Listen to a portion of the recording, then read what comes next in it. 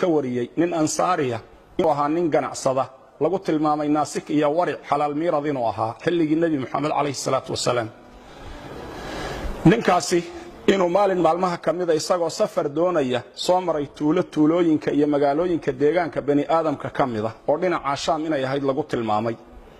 ninkii waxa uu warsaday cid gaadiidlaya oo uu kaashado oo uu weheshado oo dariiqa marisa waxa loo sheegay nin dadka ka kireeya fardo ninkiiba farda iyo gaadiid ka kireeyay ninkaas oo tuugaha asalkiisa yaa markii wadadii dhexda la sii marayay wuxuu yiri wadadan inagu leex waxa uu yiri war wadadan haynagu leexina tana raadkiya dadka cagtoodu ka muuqataaya ina mari wuxuu yiri may anigu tana aqaano tana dhow oo tana toobiya wadadii ayuu ku hormaray ninkii dabeedna markii hawd halkaas ahiya kayniya dhul qariiba la dhex marayay iyo togag la maraayo yaa wuxuu tusay lafa dad badan oo dhintay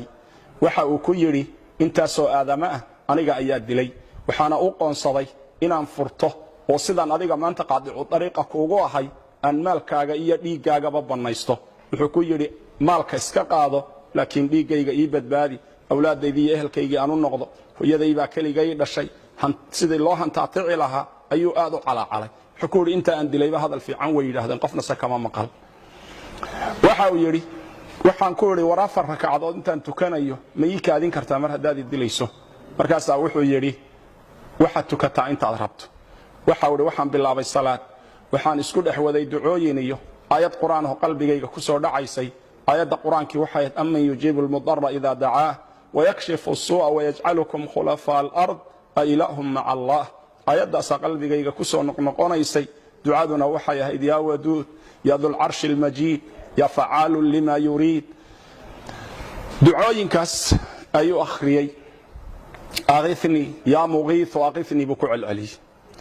دعاء مركو أخرياي يا وركعته سكول حجري يا وحولس كله ارتاجنا ورنكي وكدلي لها أي الله ارتاجنا يا رقصة أي لها وحول جيدي نكي أو دربدي بحاجة ضمبج اللعي أو لنا عافيريي بس سجينا صلاة دي انتو كب حيبو فيريي تبدنا وحو أركينين فرس وته وقعدوا سؤر ضيو واديجا يتوقع لنا عهوسك صوصعده ورن أولولا يانا قعنته kuwata ninkii ayaa ku dhuftay markaas uu ninkii dilay waa weydiiyay wuxuu ku yiri ilaah baan kugu dhaariyay yaa tahay wuxuu yiri anigu malag baanahay u xil saaran amman yujibul mudarra idha da'aahu wa yakshifu as-su'a wa yaj'alukum khulafa al-ard anigu dadka mudariinta wadooyinku markay ka xidhmaan dadka ilaahay u laabta dadka alla waafajiyo inay ilaahay u noqdaan kuwaas aan anigu iska rabtaagaa buuri dabeedna wuxuu yiri yaa muqiith waqifni marka lahayd albaabka koobaad samada gariiray markaas samadana lagu garaacayo garaaceedii ka fadhii weynay buu yiri markaas aniga la soo diray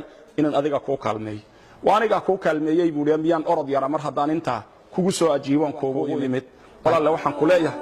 kuma amrayo waxaan ka dalbayaa sin xariisa shariidka kooban oo aayadaha quraanka iyo xadiiska iyo qisaska islaamiga ku duuban yihiin cid aad gaarsiin karto dhan gaarsii inta kuugu jirto dhan la sheer garay